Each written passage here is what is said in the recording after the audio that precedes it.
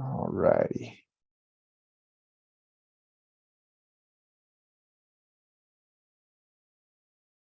All righty, folks, and here we go. Welcome, everybody, to Connect SaaS, the pitch competition that brings together leading members of the media with startups that are offering innovative software as a service solutions for different industries. My name is Jim Glade, and I'm a principal at Publicize, which is a PR firm for growth. I'm joined today by my colleague Salome Muriel, who helped organize this event on the back end, so really happy to be here with her. Also, we're pleased to be joined today by a host of leading journalists who report in the fields of startups, technology, business, and much more. And we're equally privileged to host 8 very exciting startups that are offering innovative SaaS solutions across multiple industries, and they'll be pitching their ventures today in front of these distinguished media judges. We're also holding a live Q&A session with the media judges at the end of the event. So all the startups and also all of the attendees, you can go ahead and ask specific questions of the journalists and get valuable insights about media best practices at that time. For anybody in the audience, please feel free to just write in your question and I'll make sure it gets answered as well. Before we begin, I wanted to mention if any startups out there have any questions regarding PR, please feel free to reach out to me at jim@publicize.co. Without any further ado, let's hop right into introductions for the media judges. First up, we're happy to have back Layla Maiden, who is a correspondent covering investing for Business Insider, one of the leading financial and business news publications in the US. She reports on stocks, commodities, and cryptocurrencies and profiles successful stock traders and fund managers. Layla is also the host of Block Street, a Business Insider interview series about the crossroads between new and traditional markets. Before making her move to journalism, Layla also worked for the United Nations Office for Disarmament Affairs. Layla, always a pleasure to host you. Thank you. It's good to have you. Next up, we have Ivan Mehta, who is a technology reporter at TechCrunch, one of the leading technology news publications in the world. He covers all things AI, India, internet culture, security, software, ecosystems, big tech, kind of everything. Before joining TechCrunch, Ivan was a writer for The Next Web, a leading technology news publication and events company owned by the Financial Times. And before that, he also covered technology for the Huffington Post. I'm really grateful to have him back as well, Ivan.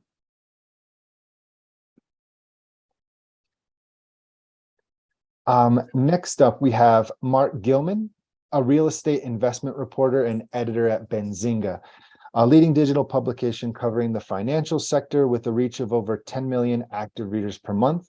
Mark began his career as a journalist in the U.S. Navy, actually serving on the USS Ranger aircraft carrier. From there, he became an award-winning radio news director.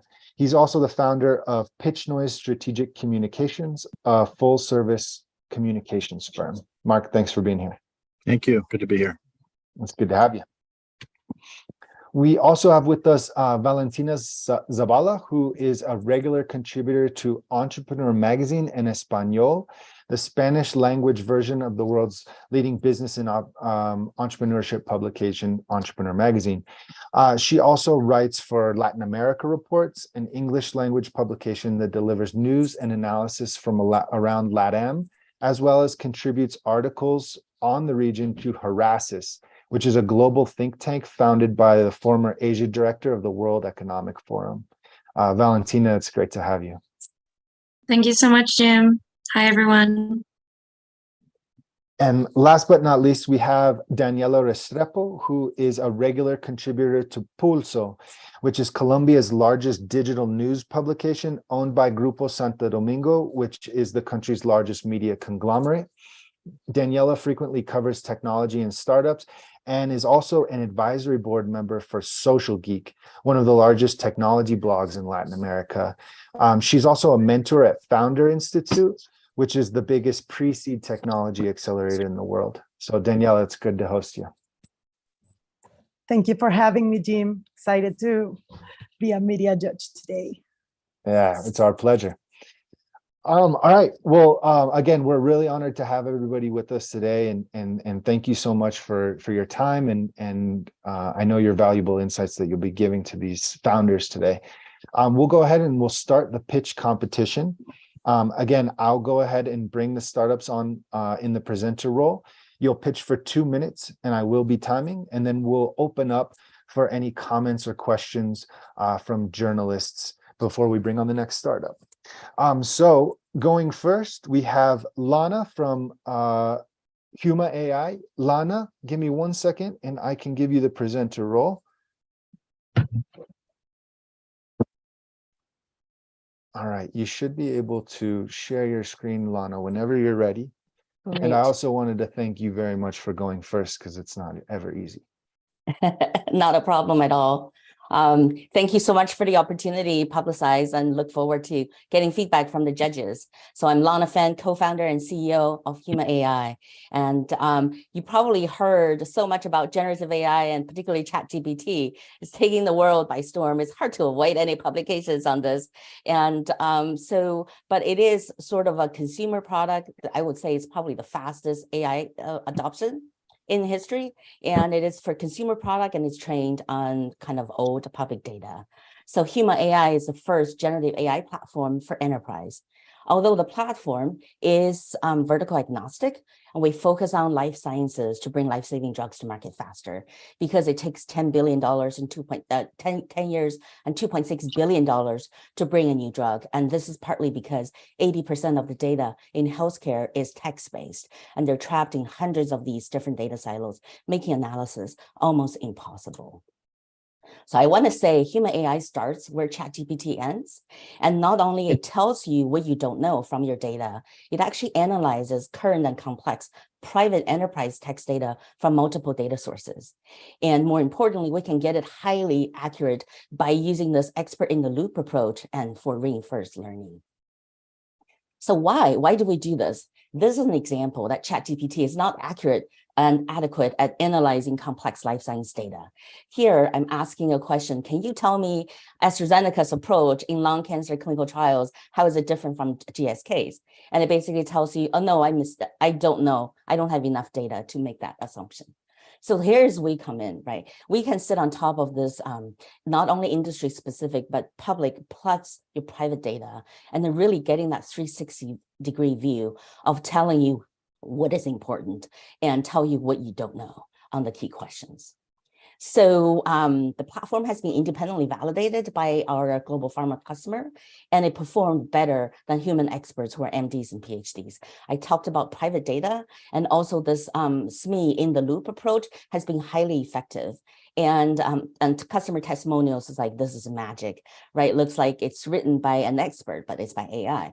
And we thought it was a pipe dream. So customers are global pharma and large medical device companies. Our business model is subscription plus customization. Thank you so much. I look forward to feedback from the judges. Awesome, Lana, and just on time too. So thank you very much. Great presentation. Layla's hand is up, so we'll start with you, Layla. Hi, Lana. Cool project. Anything AI is super interesting these days. Can you tell us which firms or of your customers have tested your product, maybe the major names that we know? We work with like global pharma customers, so they're very kind of touchy about names. So what is in the public domain was, we made the announcement. AstraZeneca is one of them, and then another one is Roche. That was also in the public domain. So kind of that gives you an idea of like the types of clients that we have. Can you describe for us maybe one particular issue that you had and how it was resolved recently with AI? Because I know AI is still, in the works. How you ask it the question impacts the answer it gives. Can you maybe walk us through one big one and how it was solved? Okay, great. So, for example, in the example I brought in, right, the clinical trials, right? So the majority of the trials fail because the failure to kind of enroll enough patients. And then part of the reason is this patient selection criteria, right? What is the criteria to include patients? What's the criteria to exclude patients? You want it to be as stringent as possible so that you guarantee success, right? And you don't want the criteria too broad. But then when it's too narrow, then you have trouble getting patients. So what we can do, and majority of that is free text in the data. So what we can do is actually tease out, look at the historical data, look at the trials that succeeded and trial that failed, and basically give you that what is the key for the successful trials versus the failed studies. Then tell you what is kind of the best practice to design your clinical trials. Does that answer your question? Awesome. Thanks, Lila, for the question. Daniela, go ahead. Hi. So my question is, I have seen a lot of different startups that make clinical trials for they might take for 1 to 10 years, depending on what they are looking for. So how does this help decrease this clinical trial times? Yeah, that's a great question. The reason the trials take so long is because one of the biggest challenges is getting patient. And then we can use the market intelligence solution kind of right, to look at this as what do the successful trials look like, where you should go and kind of work with the doctors and get patients. So very much kind of use that previous success story to guide you through a successful trial. Thank you so much, Lana. Ivan, go ahead. Hey, Lana, I wanted to ask that what's the usual process? Is it more like Chat GPT in the sense of that the executives sitting there are asking question to Yuma that what should be my goal for clinical trials? Are they asking these questions? Are you providing them intelligence without questions in some sense by taking the database? Does it sit as a question and answer layer on top of the database? You're exactly right. It's a question answer. Our original kind of user interface was more of a Google-like, right? You type in a question in a query bar and you get answers. And we have another modality where you can just say, to give me a report. We'll be able, so different kind of user profile, if you will. So we can do both. And then our chat interface is kind of coming out in the next months. And just to follow that up, in terms of semantics, large language models have a kind of generic way of doing that. What is your training data set and how do you train your models for medical data?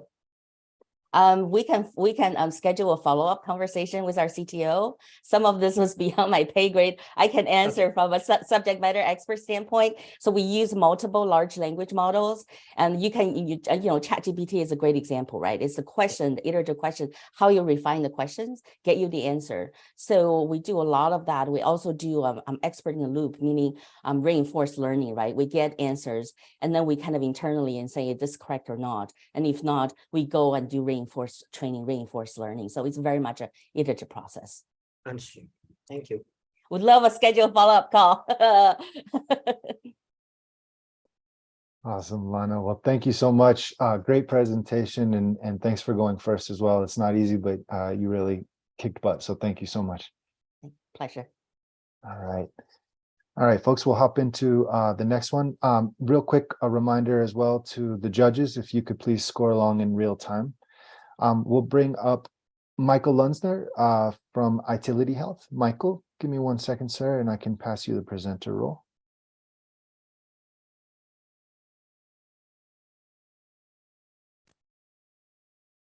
All righty. You should be able to share your screen whenever you're ready. All right, just making sure that everybody's seeing the PowerPoint slide. Yes, sir. And hear you loud and clear too. So whenever you're ready, sir, we'll begin the timer. Great. I really appreciate the opportunity to present today. My name again is Michael Lunzer. I'm the CEO and co-founder of Itility Health. And our primary objective is to help automate the prior authorization processes for health insurance companies. In the US, prior authorization is used by health insurance companies to ensure that the care provided to members is medically necessary and appropriate. And the way they do that is they create medical policies that help determine if a care pathway is being followed, if the procedure being prescribed to the patient is justified and necessary. And the challenge in this marketplace is a lot of the processes around prior authorization are heavily manual in nature, and the impact of that is about $23 billion to $31 billion each year on the health insurance marketplace in the US, because providers, health insurance companies, and the doctors' organizations have to communicate via manual means, often telephone calls and other means. And looking more specifically at the prior authorization process, there's really two key steps that happen. On the left side, the provider prescribes a procedure, and the health insurance company then has to communicate to the provider whether or not a prior authorization is needed and what the rules are. And today they do that predominantly using spreadsheets and PDF documents. And then once the provider knows that a prior authorization is needed, they submit the documents, the medical records of the patients necessary to have an approval of that procedure by the health insurance company.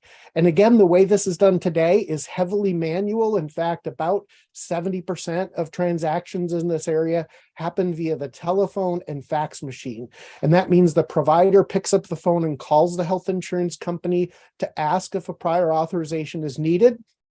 And then they submit those medical documents via fax. Our approach is to change that by creating a provider portal tool that the provider can go to a website and very quickly determine if a prior authorization is needed and what the rules are. The reason this hasn't been done before is it's rather complicated because each provider has many, many payers that they interact with, and each health insurance company has many, many providers that they support. So there's no one standard that's been developed to support this challenge. Once we've taken those rules that the health insurance company has for prior authorizations, we can then automate the process of determining whether a prior authorization can be approved, because now when the doctor sends over the medical records, the health insurance company has a codified digitized standard of rules that can use AI and other tools to determine if the medical record meets those requirements. Itility Health has implemented our product at multiple health insurance companies. The implementation takes about 3 months. Within 60 days, we have 70% provider usage. At Blue Cross Blue Shield of Minnesota, for instance, we saved them $5 million by reducing telephone calls and prior authorization submissions. All righty. Thank you so much, Michael. I know it's a lot of information to pack in to a short amount of time. But I think if you're solving anything that's still going on with a fax machine, that's a good solution right there. So appreciate that. We'll go ahead and we'll open up for Mark. I see you have your hand raised. Please go ahead. I could write a book about this issue, but I will not do that. Michael, I just want to tell you, Michael, if you can make this thing work, you're going to have a lot of happy people on your hands. My only question is, how do you get the healthcare providers to opt into the system? What is the carrot that you're waving in front of them? Yeah, I think the key is that we're not requiring them to opt into anything. There's a lot of people that are looking at this problem thinking that we need to build an interoperability connectivity between the health insurance company and the provider. Our approach is to take the way that providers are submitting prior authorizations today and making those automating the process on the payer side. So if you go back to the challenge around today's scenario, the provider is typically starting at the health plan's website to see what the rules are. And then because they can't find them, they pick up the phone. So we start by giving them a very good database resource that they can use to save them time. And then we allow them to submit the prior authorization even with the fax machine. We digitize those documents as they come in, and that allows us to compare the faxed in medical record against the medical rules that we now have in our platform. Ultimately, when interoperability comes, which is a big part of what's happening with the regulatory market in the US, we will support that integration, because the more digitized documents that can come to us, the even faster it is for us to be able to compare those medical records to the rules in the health insurance company's portfolio. Thank you. Thanks, Mark, for your question. Daniela, please go ahead.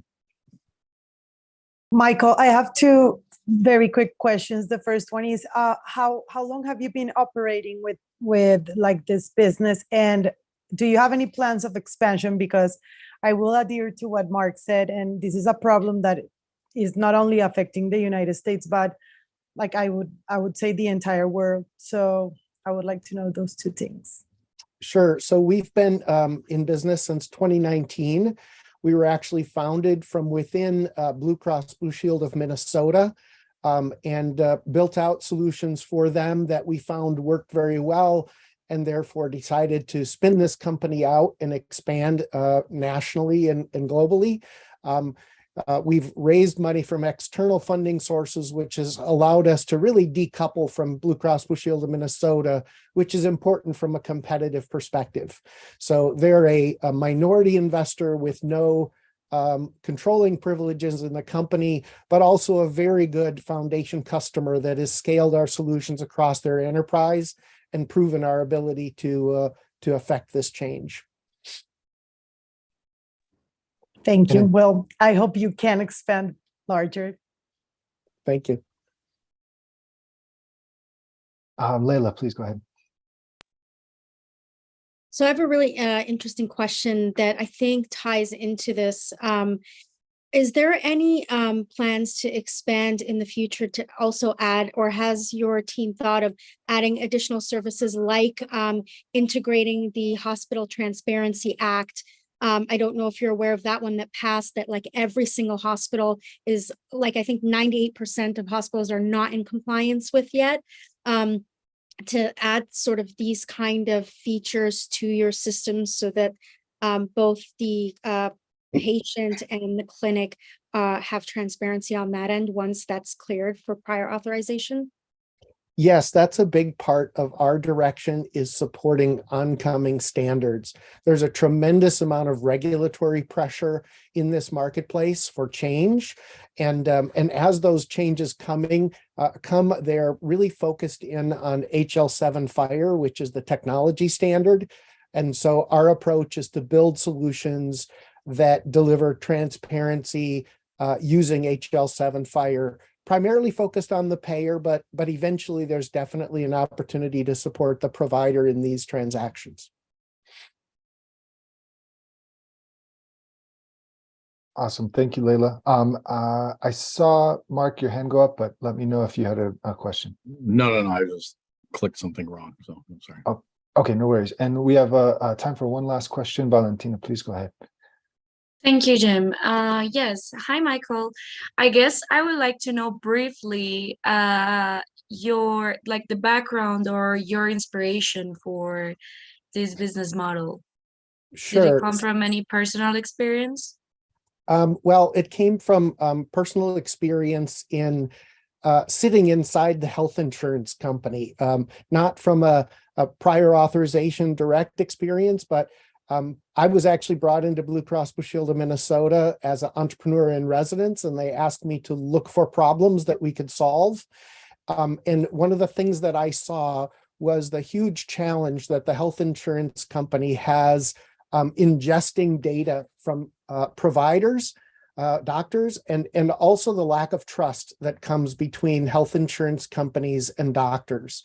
And so the opportunity is that if the health insurance company can truly show that they are delivering efficiency and easy to use systems to providers, then providers will be more willing to partner with the health insurance company.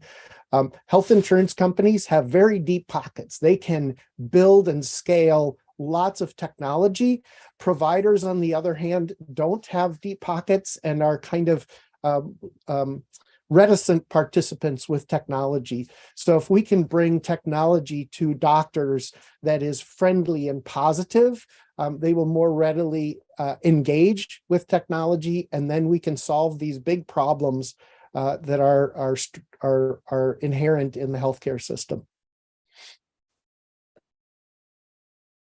All right, thanks a lot, Michael. Well, a great presentation, and really pleasure having you. So thank you very much for that. All righty, we're going to hop up to our next founder. We have Dylan from Mozart Data. Dylan, give me a second and I'll give you the presenter role. Awesome. Thanks, Jim. Sure thing. Oops, sorry. One second. Apologies. I think I just accidentally clicked on Dylan and kicked him out. Let me get him right back in here, Dylan. Dylan, I'm so sorry about that. Are you back with us? I'm back. Okay, I clicked the wrong button, man. We do want to hear this, I promise you. Okay, you should be able to share your screen now. All righty. How's it going, everyone? My name is Dylan Mullaney, and I'm the VP of Revenue at Mozart Data. Over the past 10 years, we've seen a dramatic shift in companies trying to gain a competitive advantage by better leveraging their data to make strategic business decisions. Unfortunately, it has been hard for startups to begin their data journey because it can be so expensive and resource intensive. Historically, this has required teams to go out and hire data engineers or having valuable engineering resources, spend their valuable time, putting the right tooling in place, and then continuing to maintain and manage that tooling. Because of this, many startups have, either pushed off becoming data-driven or reverted to doing this the manual way, which is, very prone to errors and prevents them from making data-driven decisions in real time. Because a lot of what their team is doing is just manually downloading spreadsheets out of their various SaaS tools and then, combining that data into one G Sheet. Our founders saw this as an opportunity to provide startups with an out-of-the-box data pipeline that can be implemented in hours at a fraction of the cost. A typical data pipeline, consists of three primary layers. ETL, or the extraction of data out of your SaaS tools and databases, data warehousing, or an area to store this data. And then lastly, the transformation of this data, combining and manipulating this data to be able to answer those complex business decisions before sending it downstream into a BI tool. As you can see, this slide can be very intimidating. There's multiple tools within each one of these layers, and it can be paralyzing at times, and companies don't know where to get started. So what we have done is we've simplified this for our customers. We provide them with an out-of-the-box data pipeline that manages all three layers.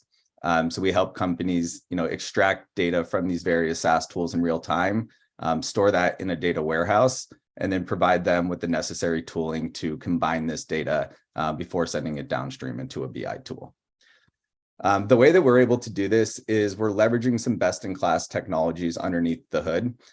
What this allows us to do is provide more data connectors than any company out there. So we provide our customers with over 500 out-of-the-box data connectors that can be set up with just entering in sign-in credentials. From there, we have made an opinionated decision that Snowflake is best in class when it comes to data warehousing. And then lastly, we have built our own proprietary transformation layer that sits on top of Snowflake. So what this allows our customers to do is gain access to enterprise level technologies at a fraction of the cost. Because of our buying power with our partners in Fivetran and Snowflake, we're able to pass on some of those discounts to our customers.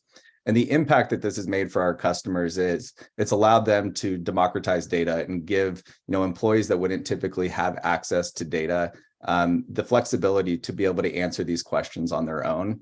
And we've seen dramatic impacts in areas that we didn't expect. Customer support teams being able to drop their response times because they get access to this data a lot quicker. And the way that our business model works is we are usage-based pricing. So it's, our customers are only paying for the data that they bring into the platform, and then how often they are utilizing that data within Snowflake. Thank you all so much. Thank you very much, Dylan. Great presentation. We'll go ahead and open up for questions or comments from the media panel, if anybody wants to go first. Mark, please. Dylan, what kind of clients do customers you have right now? Are you industry specific? Is there one industry that is utilizing this data tool more than others? Yeah, I think the nice thing is because we support so many different data sources, it has allowed us to get into industries like gyms, for example, that we never thought we would break into. I think if you looked at our customer base, we do work with a lot of, Series A, Series B SaaS companies, but this hasn't prevented us from going out and working in industries that, are a little bit, less data savvy, but understand the value of getting access to this data. Can you give me an example? Yeah, so a few of our customers, one is Tempo Fitness. They obviously saw a huge uptick in sales during COVID, and we were able to provide them with the necessary infrastructure to handle these orders, as well as all the support tickets that were coming in. Zeppelin, Modern Treasury. We have a lot of fintech companies. As you can imagine, these are companies that are generating a lot of data, but a lot of valuable data. Okay, thank you. Ivan, please go ahead. I wanted to ask a slightly technical question. Like before doing this, I've worked on data warehousing and ETL tools. What is the I would say time reduction in terms of using the individual tools versus also how much do you need to skill train because you have your own transformative layer? Yeah, definitely. So the time required, for a company to utilize Mozart data from an overall, maintenance of the systems is very low. We are experts in Fivetran, we are experts in Snowflake, and we provide each one of our customers with a dedicated data analyst. So as issues pop up, our team goes in and helps them with this. Really the idea behind Mozart data is to, let teams focus on actually analyzing this data and using our transformation layer to answer those complex business decisions, but not have to worry about the overall maintenance that comes along with having data pipelines in place. And sorry, do you mind asking that second question again? Yeah, I mean, what's the kind of skill training do you need to do because you have your own transportation layer instead of something that's already existing at the moment? Definitely. So all that's required to get the full value out of our transformation layer is SQL. So anyone that's sufficient in SQL is going to be able to get value out very quickly. For teams that maybe don't have that internal resource that knows SQL, we do, as I had mentioned, pair them with a data analyst that can help them think through and model this data. Got it. Thanks. Thanks, Ivan. Leila, please go ahead. Can you provide us with like a brief case study that will sum up in very simplistic terms a problem troubleshoot solution for the client? Definitely. I think one very basic example is, ad campaigns. A lot of companies are now running ads through, various sites, whether it be Twitter, TikTok, LinkedIn, but it's very hard for them to get real-time insight into how these different campaigns are performing. It's requiring them to log into each of these tools, download spreadsheets, combine this data to see, hey, should I be investing more in TikTok over LinkedIn? With our tool, what this allows our customers to do is centralize all that data, build out the logic that helps them answer that question so that as ads start performing better than others, they can make quick adjustments on their end to start investing more money in the campaigns that are currently working, obviously resulting in, higher ROI for our customers. All right, thanks, Leila. And Valentina will have one last question. Yes. Hi, Dylan. I wanted to ask, does Mozart data is the structure based on APIs? Or how, yeah. Yeah. So through our partners that on the ETL side, a lot of that is API driven. And the nice thing is, we maintain those for our customers. So if a tool like Salesforce makes some changes to their API, our customers don't have to go in and make those necessary changes. We know ahead of time and make those changes so it doesn't impact our customers downstream. Thank you. Well, very cool, Dylan. Thank you so much for your presentation as well. Thank you all. All right, folks, hopping on to the next one, and thank you very much to all the judges for scoring in real time. It's really appreciated. We have Diego with Globy. Diego, give me a second. Get Globy, forgive me. Let me go ahead and give you the, here you go. So you should be able to share your screen. Yeah, I mean, actually, I think it's better if we are not doing like a presentation. We want to share what we are doing here. My name is Diego Antista and Juan Fusoni. We are both the CEO, COO, and co-founders of GetGloby. Both of us, we were working for Google. I worked for 13 years, and Juan, he was working for 8 years. We realized, especially during my last 9 years, that I was the director for US Multicultural at the Google New York office, that it was a real challenge every time that an advertiser, they want to activate a campaign in a different region, language, or audience. So, for example, if you are having a campaign right now in the US and you want to be activated actually in the US in Spanish, you need to download the whole Google campaign, and then you need to translate it and activate it in the new language. It's going to be taking maybe no less than 30 days, and it's going to be very costly in terms of the translation. The same, actually exactly the same was happening to Juan. He was the global head of accounts for travel, like accounts like Expedia, Airbnb, and etc. So for these kind of global companies, every time that they need to activate or they need to have a new campaign in a different language, it was very costly and very complicated. For that reason, we were working very hard creating a new platform, and that is where GetGloby is starting to give a solution.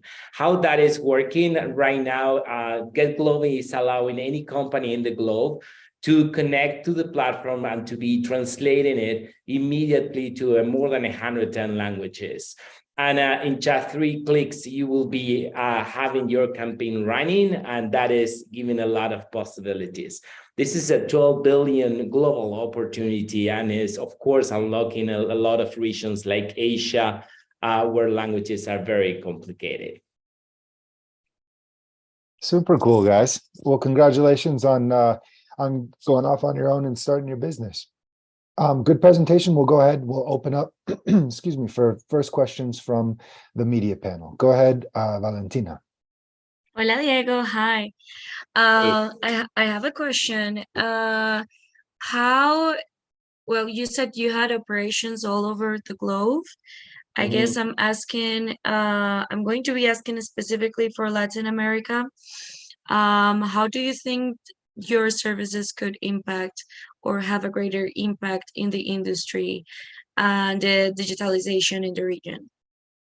Oh, yeah. I mean, actually on the region and, for the global situation for Latin America, it's very important to do more export. Any company in Latin America who is able to do any kind of export, they will be loving to do that promotion of their services or products across the globe. And the languages it's very complicated. And the other thing that we are also solving is going through platforms. For example, today, I mean, Google globally, but if you want to be selling your product in China, definitely it's not Google there. You need to use Baidu. And what we are doing is connecting the platform. So it's not only that we are translating with OpenAI technology and with AI technology and our own translation engine, we are getting for example, your product's description and your campaign in your regional language in any country of Latin America, and in 3 seconds you will be able to promote it in any other region. That is unlocking a lot of opportunity, and especially because the whole translation industry works around the cost per word. and we have a flat fee. So you can access any language and any other platform, just paying a flat fee to get Glovi. Thank you. And you mentioned you had headquarters in New York. Do you also have any other headquarters in Argentina or any South American country? Yeah, we are working actually with with people across the globe. Our technology, the secret sauce of Get Glovi is the translation engine that is using NLP and AI, and so we are having collaborators in many countries. Our headquarters right now, in terms of dev, are based in Buenos Aires, in Argentina. Then we have people. NLP. Specialized for advertising is just a few people across the globe, and we are the first platform allowing to do this. So we are having collaborators in Colombia, in Spain, and in the UK, and in US, of course. Thank you, Diego. I'll probably follow up with more questions privately. Of course, it's a huge opportunity. For Latin American companies when they want to be activating overseas. Thanks, Valentina, for that question. We'll go with Leila and then Daniela. So on the side of the language translation, I know that it's technically very difficult because even sometimes meanings in language shifts. So when literal translations don't work, we know with Google, and the companies using your services, they're using it because they're not able to do it themselves. So what is the filter or like the safety layer put in place that it's actually translating it correctly? Is there a human interface, or how does that work? No, actually, the whole process is 100% going through our own translation engine, and the kind of technology we were been using GPT-3 since early 2021, and so we know how to apply that technology to filter correctly. When you are coming from Google, and brand safety, and everyone who is working on this industry is very important. So we were training the translation engine to be very careful all the time to be doing the adaptations. What we said is actually we are not doing a translation. What we are doing is transcreation. You have an original ad in one language, let's say in English. One of the key problems you always have, for example, if you want to be activating the same ad in German, it's going to be much more characters, but it's the same Google restriction characters, or Facebook, or name it.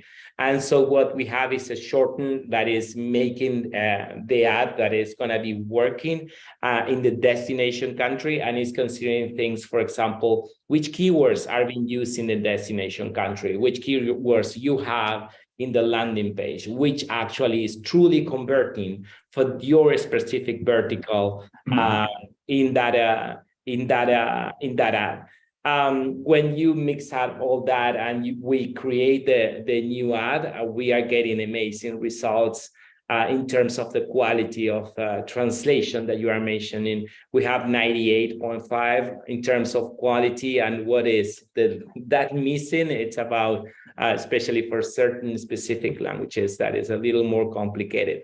But I think that for the clients that we have, clients like Fair Compare or Air Canada, etc., what they could see, and especially one case we have with LATAM Airlines, it's that they were able to activate in 2 regions in less than 15 days, and they were doing 3x more revenue comparing with the existing campaign they have translated by human. It was a human-based translation that it was absolutely much more expensive, and the process is very slow. Let me know if I answer your question, but I can go deep. Does that sound good, Leila? Okay, great. Daniela and then Mark. Hi, Diego. I'm just curious about how do you acquire these services? Like, do you work on a monthly fee, or how do you work by projects and you create a budget for your clients? So how does this business model work facing the client? Yeah, I mean, you can get very easily doing a request, and then it's a monthly fee that you pay to be activated for more than 110 languages, and that is working very well for companies which are more like what we call the traditional companies. And of course, this is a huge change in terms of what they are paying today for a translation agency, or for example, when they have a dedicated team. And because for many of them and many of our clients, they are able to be activating or testing new countries or new audiences without, saying, okay, I'm going to be expending maybe $25,000 just on, translating, I don't know, Arabic language, and I don't even know what is going to happen. Having a flat fee, they could test in maybe a campaign for $100, and that is a huge change, not only for small companies, even for big companies, when they are saying, hey, before opening new offices or doing this, I'm going to do a test about what's going on in this region with my product or my services. But it's basically a flat fee, a monthly flat fee. Amazing. Sounds great. Thank you, guys. Yeah. Yeah, Diego, I was wondering if the language options you have, are they broken down by language or by country, or both? For both. I mean, it's the same configuration that you have on the platforms. For example, in Google AdWords, you can have you can choose Canada, but in Canada, it's gonna be, you can be having an original campaign, let's say in German, from a German company, and then you can be activated in Canada, and you can be activated in French for Canada and English for Canada. Why is that difference? We have inside of a translation engine, we have a model that is recognizing the regionalization for each one of the terms that you want to be adapting. That is making a huge difference in terms of the conversions. If you are basically, for example, you have a campaign in the US, and I see this many times when you fly across Latin America, and my fellows in Latin America, you see a campaign that is basically in the same Spanish from Mexico to Chile. And I mean, we don't speak the same language across all the countries. What is having the engine is considering each one of the regions and the language and the region that you want to be addressing, and making all the adaptations through NLP technology. Okay, I was just making sure that we're not like, I guess I think it was Valentina's point that, we're breaking it down per, I mean, Spanish in Spain is much different than Spanish in Central and South America. Exactly. And someone who just spent the last 2 years living in Guatemala, I can tell you that they have their own slang there too. But it's just I was just making sure that you had it broken down more narrow. One of all the cases, for example, regarding the languages, is all the typos. For example, one of the key, if you're a cell phone company and you want to be activating US Hispanic in the US, you should be for an iPhone product, you should be including IFONE. I mean, that is the way that many people in the US, when they are Latinos, they are searching very fast, because that is the way that it sounds. Yeah, I know, but it's true. And you will get, that is the kind of data or the intelligence that we are getting in the engine that, never in translation, even the better, they will say he will include in this kind of typos as a key keyword to be having for your campaign. I mean, it's fun, but it's like that. Awesome. And Ivan, we have time for one last question. Very quick question. What's the average, I would say, number of languages being translated to, and the countries that your clients use? That is a very good question. When we started with Juan, we said, okay, this is going to be basically English to what? All right. And actually what happened in countries like India, that they were requesting us, okay, find that you have this 13 top languages, but you should be including, and the total it's 40. So we have a team of 4 people on the NLP team that they are physics, okay, they are coming from different areas, I mean, working for golfs and etc. And they had to work very hard to be including all the different languages, because clients are, I mean, globally are not actually focused on a specific language, or that we were suspecting that.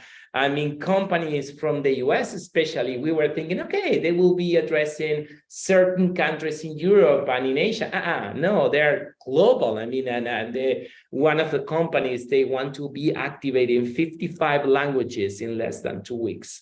So let's say that is it's not concentrated on in a specific language or region. Maybe the business is coming basically from Asia and from the US, and especially in Asia, languages is a huge challenge, and that is exactly what we are trying to address. All right. Well, fantastic, Diego and Juan. Congratulations on everything you guys have built so far. Thank you very much. All right, guys, we'll hop into our next presenter. I'm going to bring up Bagrat from Local Express. Bagrat, give me a second and I'll let you share your screen. Sure. All right, you should be able to share your screen whenever you're ready. Absolutely.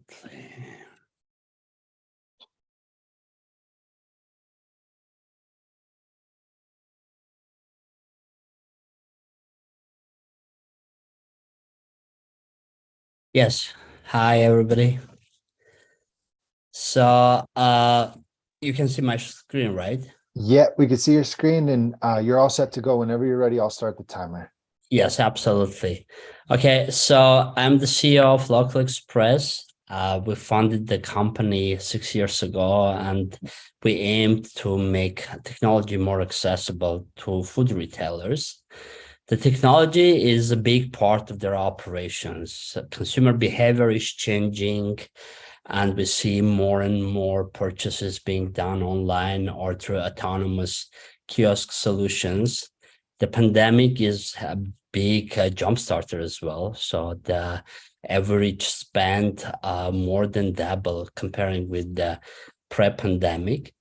But there are several challenges that they face, right? So marketplace is the most common online channel that is cost prohibitive, that's eating up their entire margin and also the erosion of their brands. Lack of technologies make them to lose to big box, Amazon type of retailers, and also there is a lack of talented professionals and increasing wages, pushing them to look more and more into technology to, automate their daily processes.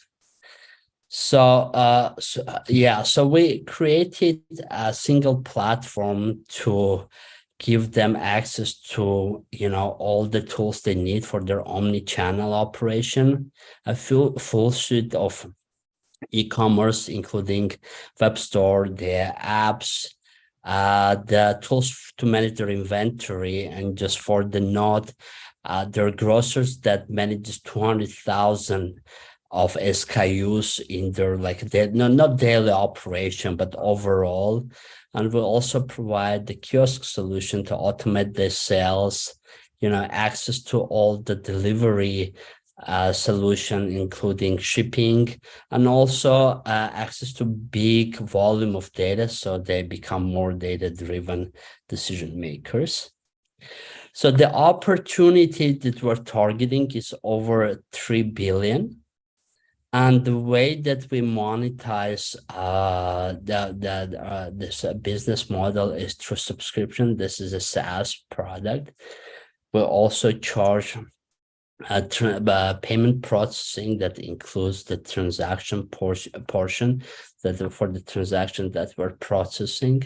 We provide delivery dispatching. We provide white glove services to help them with marketing, with the integration of, and setting up the technology. And also, as I mentioned, we have several solutions for the in-store sales automation, the kiosks and self-checkout products. 10 seconds. So the company been there 6 years. We are over US, Canada, and Latin America. and present in over 300 retail locations. All right, Bagra, thank you so much. Great presentation. We'll go ahead and we'll open up for questions. Daniela, I see your hands up. Please go ahead. Okay, Barrett, I just wanted to ask you two quick questions, which are, first of all, how easy or difficult it is, or how like intuitive it is for local retailers to upload all of their inventory and the things that they want to sell. And I wanted to congratulate you, because this is like, keeping in mind all of the pandemic and the inflation, this is a great way to come up with like various channels to keep the income coming, and not just stick to the regular platforms such as supermarkets and whatever. So I just wanted to ask first how intuitive this is, and in which parts of Latin America are you located? Great questions. Several questions. Let me just go. So we try to make this as intuitive as possible. So basically, drag and drop. They can use several banners for their weekly sales. They can change the pictures, update the inventory. We give them access to over 8 million of a library of 8 million items of the inventory, so they don't need to think how to find the picture or description, etc. I can say that the shortest that we put the retailer online been 2 days. The longest is over 6 months. We have proudly on our platform the biggest retailer in Puerto Rico. So they're becoming online as we speak. That's been 6 months because we did like a Amazon type of technology for them, very, very like enterprise scale technology with tons of features that they needed, because they've been very active in e-commerce, and they switched technology to Local Express to make them scale and grow.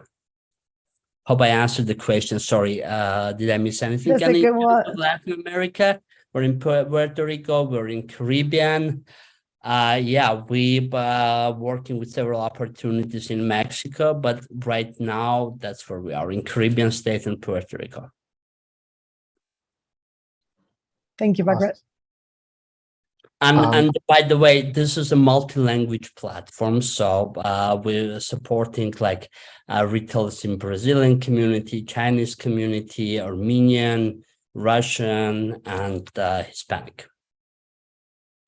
Great, Awesome, thanks. Barbara. And great question, Daniela. We'll go ahead with Valentina and then Mark. Hi, Margaret. Yes, I have two questions. The first one is, can you tell us, please, something around your impact on the digital transformation that your services are putting into this sector? And the second one will be, do you have any founding, planning or expansion in the future? Or how does your how is your outlook for 2023?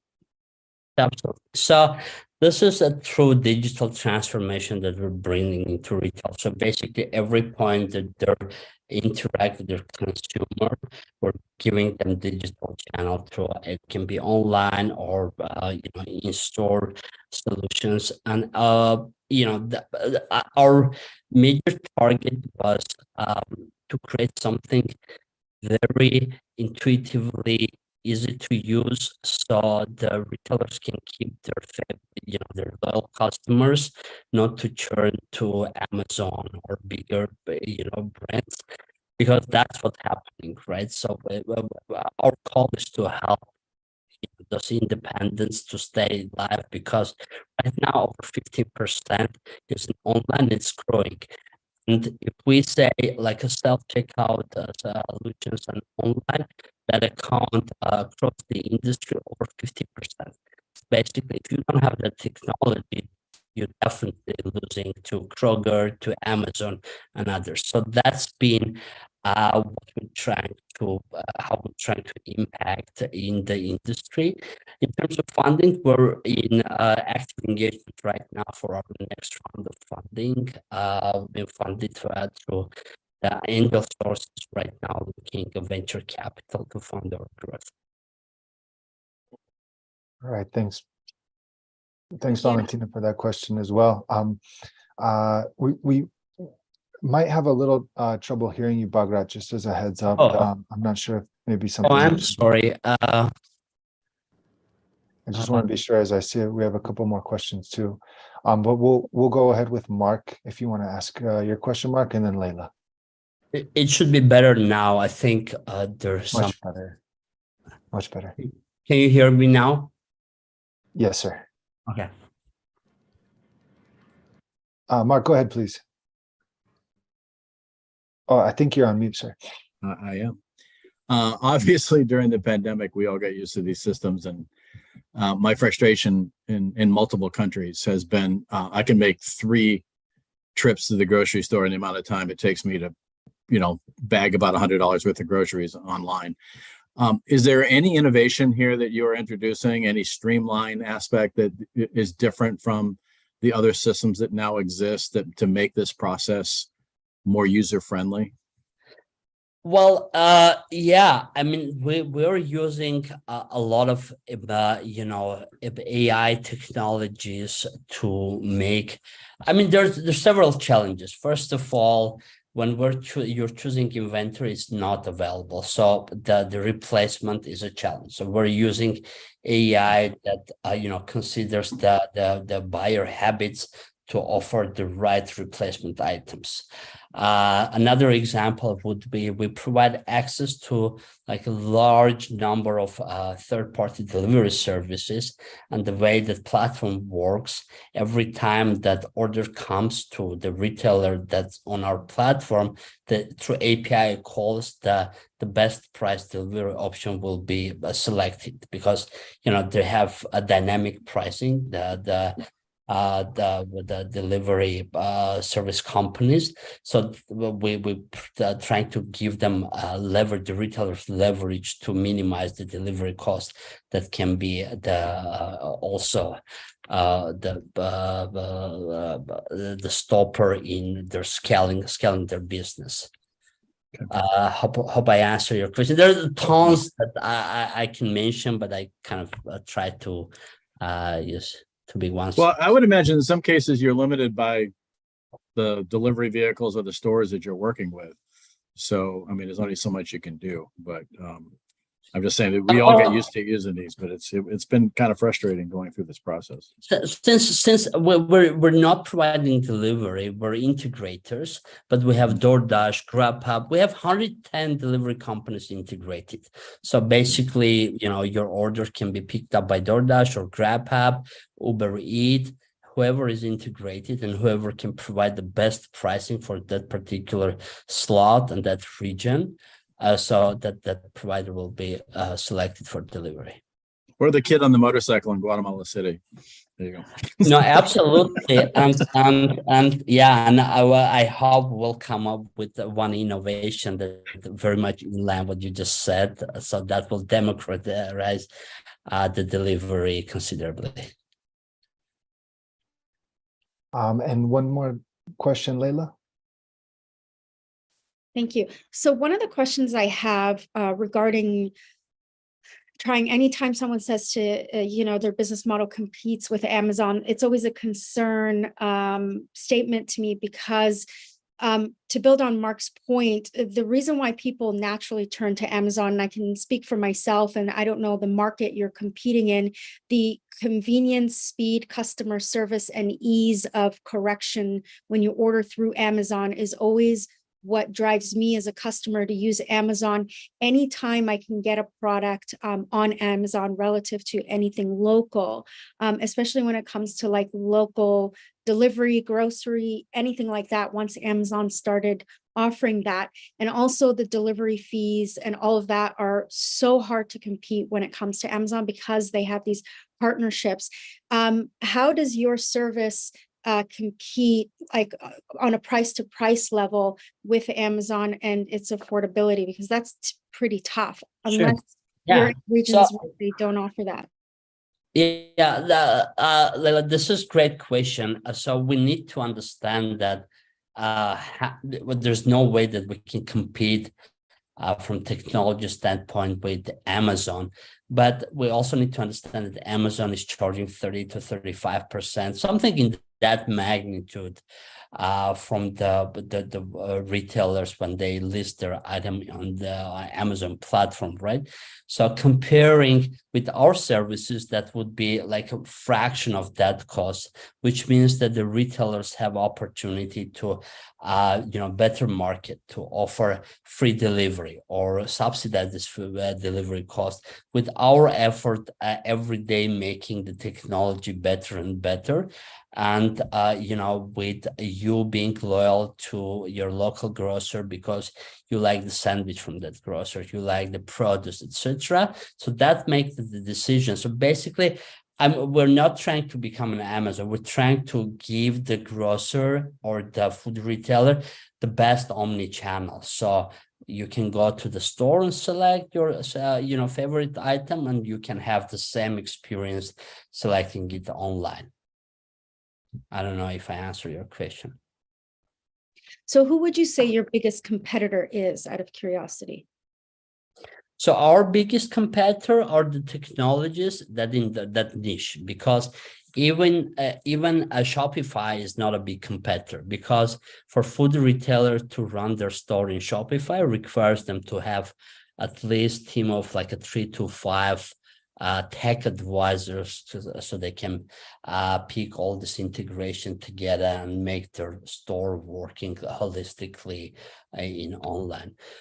We do have some companies, some technology companies in our industry, and those are that we compete with. And we don't compete with Amazon. The retailer try to keep their customer to continue coming to their store versus just switching to Amazon. All right, thanks, Bagrat, for a great presentation, and congratulations too on everything you guys have built too. Thank you. All right, we're rounding the corner to the end of the competition. So thanks very much to all the judges for keeping up with the scores. It's much appreciated. We'll bring up the second to last founder to present today, Jennifer Smith, who's the CEO of Scribe. Jennifer, give me 1 second and I'll give you the presenter role.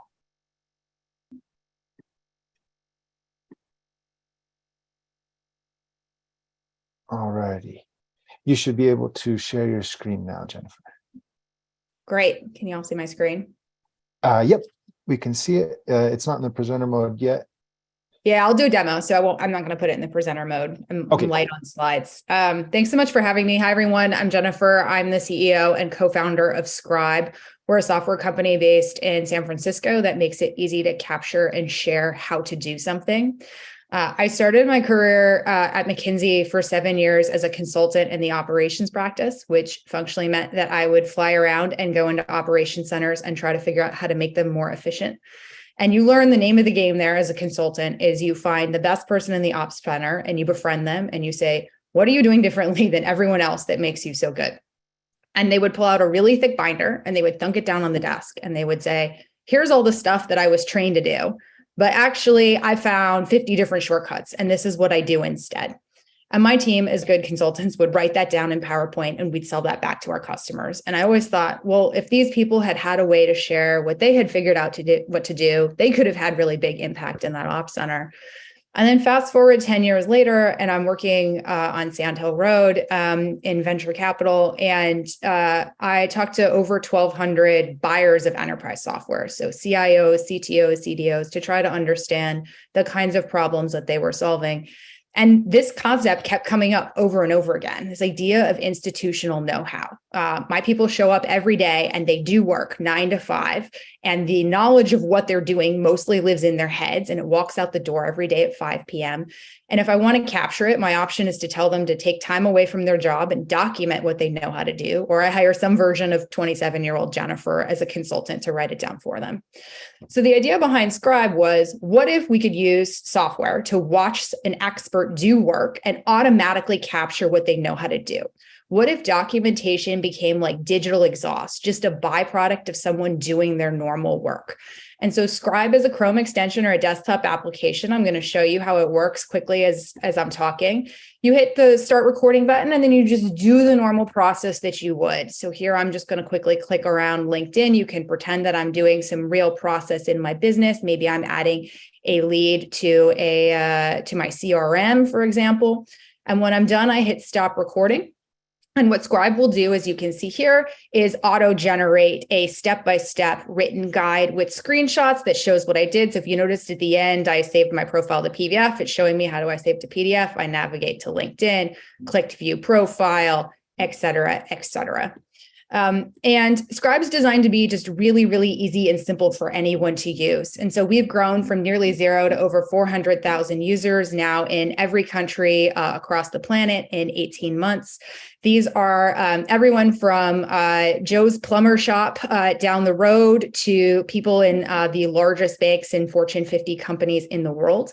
It's anyone who has to explain to someone how to do something, which happens every day in knowledge work. A customer who might ask you, hey, how do I use your software? A colleague who's new, who you need to be onboarding. A client where you're trying to teach them how to use some kind of tool. And so we really focused on how do we just make it really simple and easy for people to capture and share what they know how to do. The average Scribe takes 56 seconds to create, whereas we actually have users who clock this. In that 56 seconds, it would have taken them about 25 minutes to manually write out this documentation.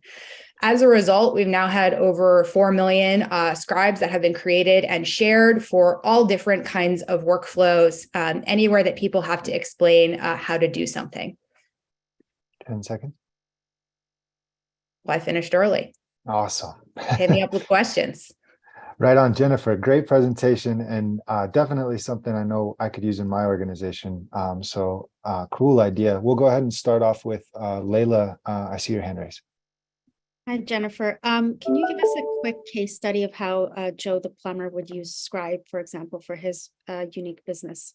Yeah, Joe the plumber hires a new assistant for his office and needs to show her or him how to do their standard processes. Here's when a customer calls, here's where we enter them into our basic version of a CRM. Here's how we process an invoice. Joe the plumber is expanding to a new office and is onboarding new software as a result, or expanding his operations in some way, and has to show people how to do that. Less relevant for Joe the plumber, but imagine it's Sally the accountant now, and she has a client who is always asking her, hey, how do I do that in QuickBooks again? Like, where do I see my P&L in my QuickBooks, or how am I supposed to update the accrual basis for this particular expense? And so Sally previously would have to get on the phone with her client, explain to them how to do it, or maybe write out an email with a step-by-step guide and copy paste and screenshots. And now they can just very easily create that Scribe and send it to them. And especially for folks who are working externally, being able to send something that looks quite white glove and bespoke. Usually clients will say, wow, I can't believe you spent all of this time putting together this beautiful doc for me, not knowing that it only took them 56 seconds on the other side. Does that help bring it to life a little bit? Awesome. We'll go ahead with Daniela and then Valentina. Hi, Jennifer. So before you were saying the independent folks that are sending over like small presentations, I was absolutely thinking that your approach would be B2B entirely. So I just wanted to understand a little bit, if I'm, for instance, a freelancer that's starting their own business, and I want to explain my people that I'm onboarding or that I want to come on board and work with me. Do you have like packages for enterprises and like solo packages, or how do you work yourself around like those various approaches? Because we have B2B and B2C, as you were telling before to Leila. So I just wanted to understand that. Yeah, it's a great question. So we built this to be software that end users wanted to use. You're using it not because your boss is telling you to, but because you want to. It makes your life easier. And frankly, it's kind of just fun and magical to be able to create one of these guides so quickly and easily.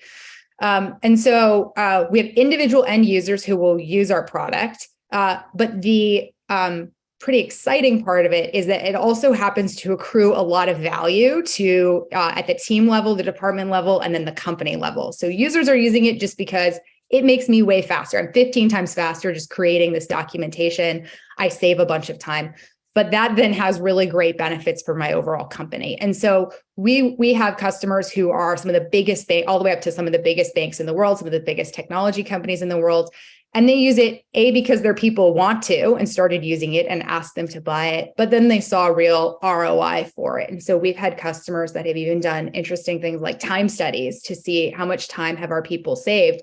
And they found they've saved like anywhere from $10,000 to $20,000 per employee per year, just in time they're not spending trying to get info on how they need to do their job.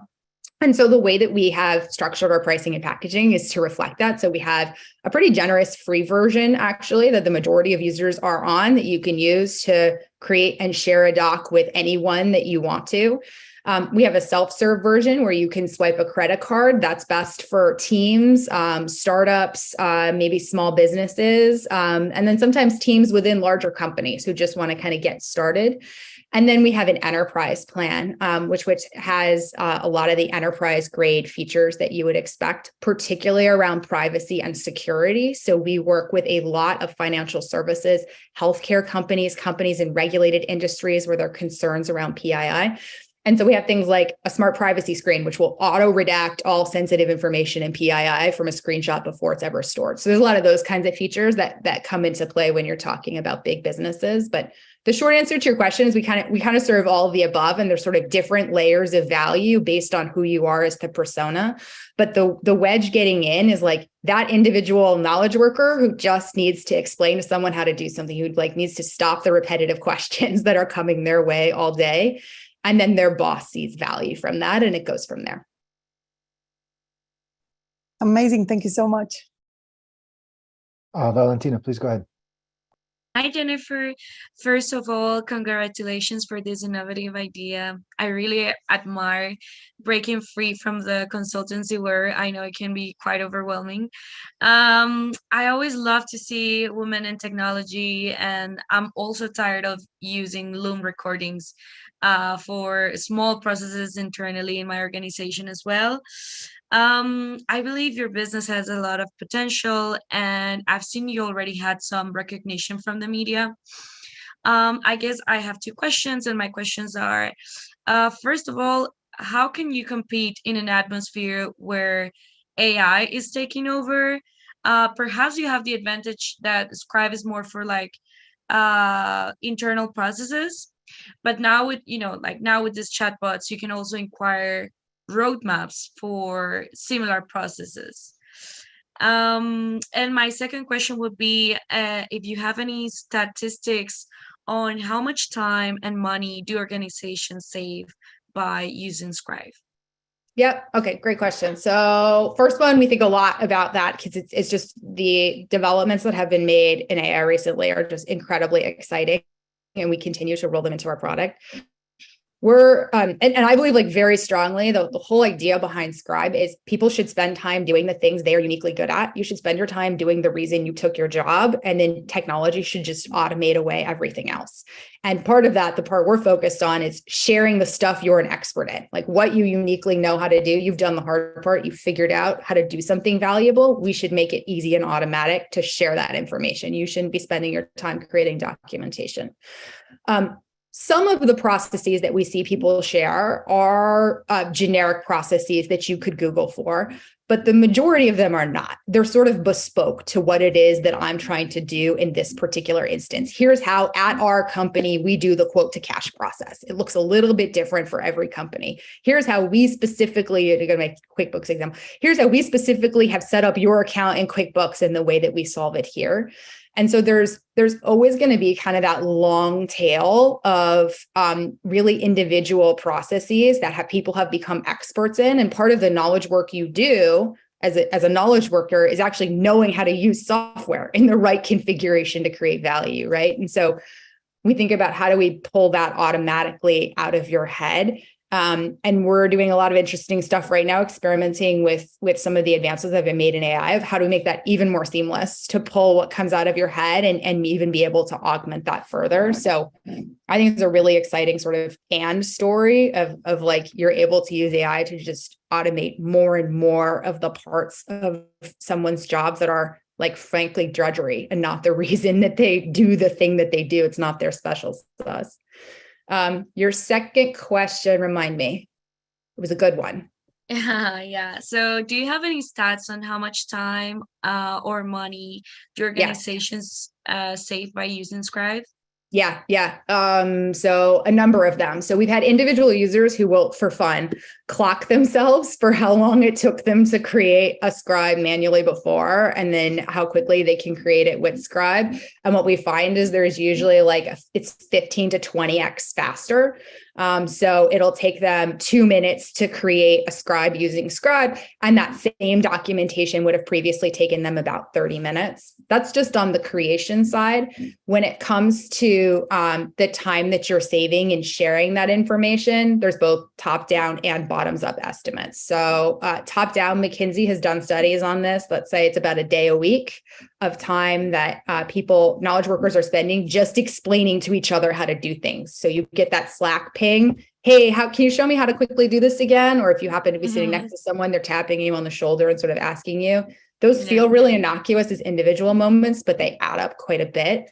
On the bottoms up side, we've actually, we work with a big financial services firm that has done very detailed time studies of how people spent their time.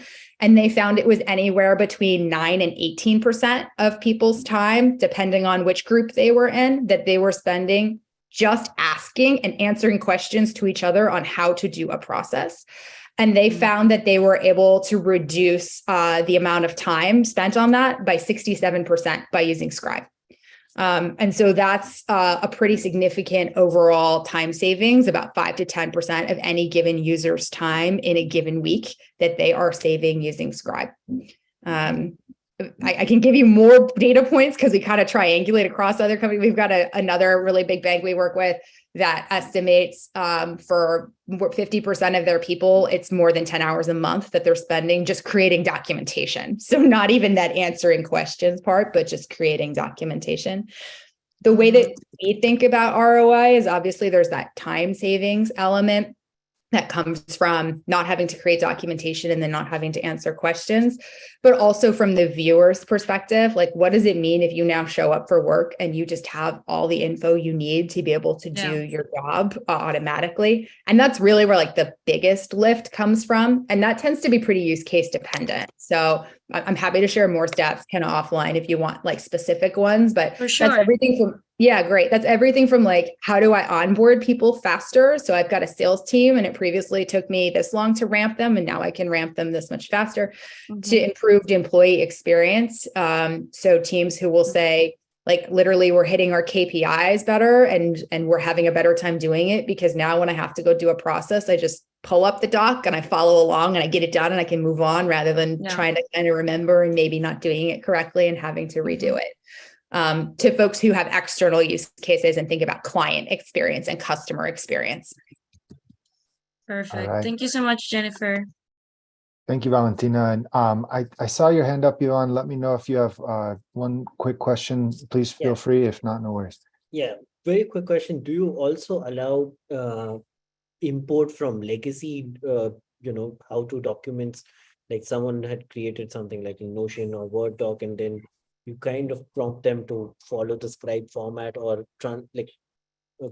transport or like transform some of that content and let them add visual content to that? Yeah, it's a great question. So the short answer is no. We debate it as a product team all the time, frankly. And the reason we haven't built it is because the average scribe takes 56 seconds to create. And so we're like, for almost the amount of time it would take you to import all of that and get it in the right format, you can actually just hit the record button and just do that process. And you'll have it in the scribe. For folks who use things like you mentioned, Notion, I think a couple others, you can embed scribes in those places as well. So you could just create the scribe and then embed it into Confluence, Notion. There's literally hundreds of different applications where that's true too. We think a lot about how do we bring scribe into the place where you're doing work. And so I didn't talk about this at all, but like we kind of have a whole part of the platform that's about when you go to do work, like the scribe will come up in the place, in the context on the site where you're doing that. So you don't even have to go search for that information. So the short answer, we think a lot about how to bring that information to you and where you're in. We don't ingest it other than watching you do the process. That's the mode of ingestion. All righty. Well, Jennifer, thanks so much for a great presentation. I know we're a little bit behind, folks, so we're going to hop to the very last person, but super cool startups with everybody so far. So I think that's why we're going a little bit long on questions. But again, Jennifer, thank you very much. Thank you so much, everyone. All right. Last but not least, we're going to bring up Jerome from Revisely. Jerome, give me 1 second and I'll switch you to the co-host. And you should be able to share your screen if you'd like. Those of you who have stuck around, thank you for all the patience and sitting around. Hold on, let me share. And as well, thank you for your patience, sir.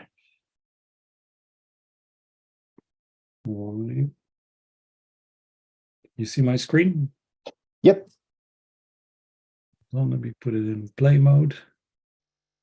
All right. So yeah, my name is Jerome Franzen. I'm the founder of edtech company Revisely, where grading becomes a gig. So we're seeing a number of problems in education right now in a lot of countries, which are centered around the teacher's workload and related to that, teacher shortages. Teachers' workload is an odd problem to discuss because they are among the most qualified people in workforces in all countries, but we make them spend so much time on revising and grading students' work, and among other things, due to that workload, they leave the profession very often. And so that results in teacher shortages, and teacher shortages are now also a worldwide problem. In the US, in the Netherlands, in the UK, we're seeing like 15,000, 20,000 numbers that are just staggering in the civilized countries. And it's a very persistent problem that also affects a lot of students who are not receiving a lot of feedback at school. And we thought we should do something about that. So we have a SaaS tool that allows teachers to give feedback and grade students' documents. It's a very simple tool that allows the teacher to create an assignment. Students can hand in, teachers can grade and give feedback, and the student receives the feedback. It's much more insightful than normal feedback, but takes too long to really explain it, maybe offline. We integrate it with Teams and Moodle and all of the other standard tooling around education these days. We have about 200,000 users right now. It's a very built-out tool. And we're also taking a next step outside of the pure tool. We're also saying, we should provide a platform to teachers where they can potentially outsource the grading tasks, and that way they can dedicate their time to where they add more value to education and the reason they came into education in the first place, which is teaching. So this platform is called DayCorrect. We use our own grading tool as the basis, so we can use the standardized comments and all the other conveniences that are built in. And it allows a lower workload for teachers It reduces teacher shortages for schools, so that's a huge win for society, for schools, but also for students who receive more feedback for them on their work. 10 and seconds. that's improved learning outcomes. Our business model is for the SaaS, it's selling to schools, price based on students and roles. And for the They Correct, for the marketplace, we are going to charge it on the number of documents that you run through our platform.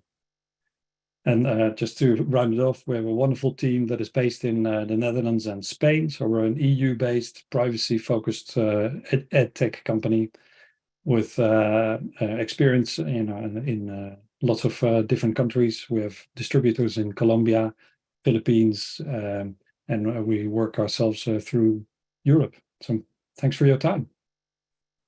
Very cool, Jerome. Thank you so much for that. And thanks for going last. It's not easy either, but really great presentation. Judges, we have time for a couple quick questions or comments for Jerome. And if you could please also score in real time, and we'll announce the winner right after this. Valentina, please go ahead.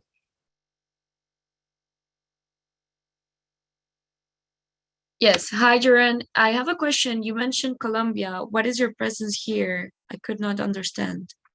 Yeah, so I had to go very quickly. So thank you for asking. As I said, our product is from the beginning has been built in both Dutch, English, and but also Spanish. Yeah. Oh, are you still there? Yes, I'm here. Okay. The Zoom interface disappeared now. In Colombia specifically, we have a distributor called WTech which reach out to Colombia, a number of Central American countries as well. And they are specialized in distributing educational technology to universities and schools over there. And I hope to be visiting soon myself to give live demos to schools. Mm-hmm. For sure. You're welcome here, based in Colombia. Great.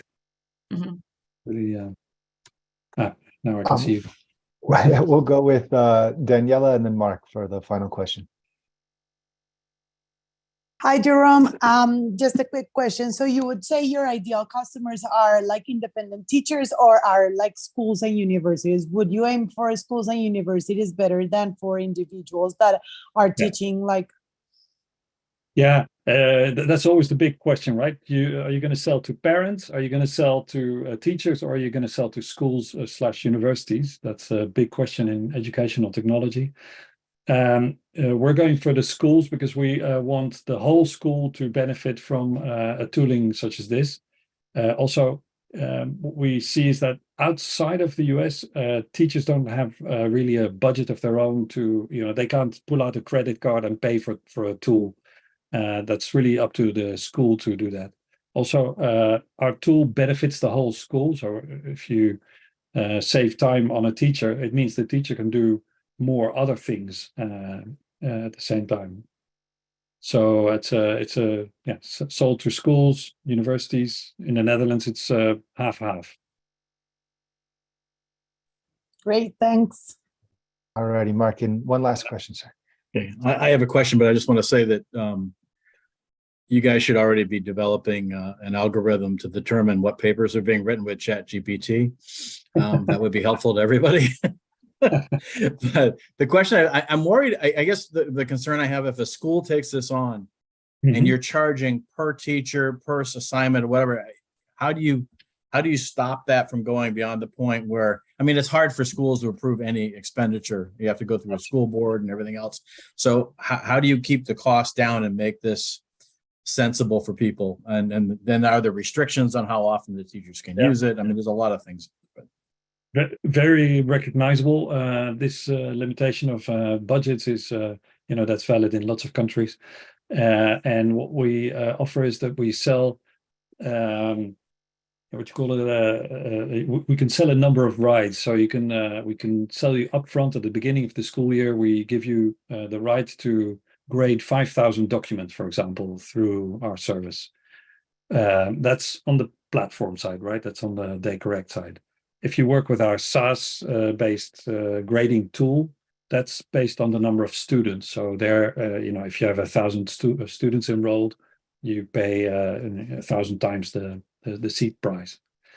But the model where we really outsource your correction work, your grading work, we would sell you like a subscription of up to 1,000 documents or up to 5,000 pages, or some limitation set like that, because schools need to know upfront how much they're going to spend for a year. They're not flexible like other organizations. If that answers your question. Thank you. Fantastic, Jerome. Well, thank you so much. We're also going to be integrating with all the tools that are going to be able to check if something was written by ChatGPT. I mean, questions for parents and whatnot. Awesome, Jerome. Well, congratulations again on your company so far and everything you've built. We'll go ahead. We do have the final 3 winners. So we'll jump right into it. I want to apologize first for us going over time. Thank you for all the journalists who stuck around. I know you're super busy as well. We'll go ahead and announce the 3rd, 2nd, and 1st place winners. And please, everybody, feel free to unmute, clap, and give these guys support, because it's not easy to do. First up, we have in 3rd place, Lana Feng from Huma AI. Lana, congratulations. Thank you very much. Excellent presentation, and congratulations on everything you're building as well. In 2nd place, we have Michael Lunzer from Vitality Health. Congratulations, Michael.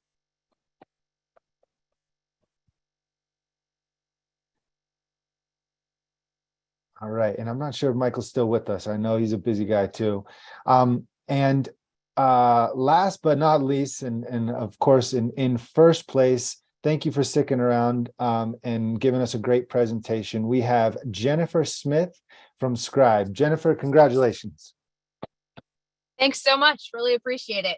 And shameless plug, try our free product, scribehow.com. I'm already there. Trust me, I'm already on the set. Takes 4 minutes. Very easy. Awesome. Very cool. Well, congratulations. And thank you so much for your time. Thanks to all the startups who presented today. It's not easy, but you guys really kicked some butt. Also, thank you to all of our media panel who stayed with us late today. Thank you so much. We didn't get time for Q&A, but if anybody has any questions or any follow-ups, we're here to make connections. So please feel free to reach out to me.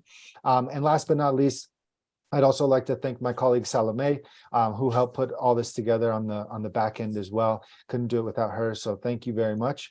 And we hope to see you at the next Connect event. Hope everybody has a good rest of the day. Thank you.